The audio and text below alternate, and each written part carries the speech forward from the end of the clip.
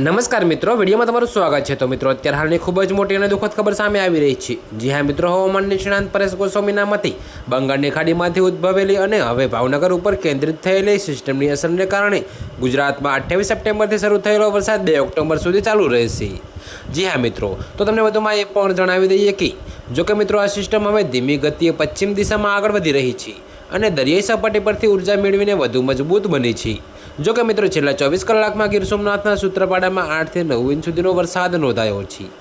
જી હા મિત્રો, તો તમને વધુમાં એ પણ જણાવી દઈએ કે આગામી 24 થી 36 કલાક દરમિયાન સૌરાષ્ટ્રના દરિયાકાંઠાના જિલ્લાઓમાં જેમાં ભાવનગર, અમરેલી, ગીર સોમનાથ, જૂનાગઢ, પોરબંદર, દ્વારકા અને જામનગરનો સમાવેશ થાય છે।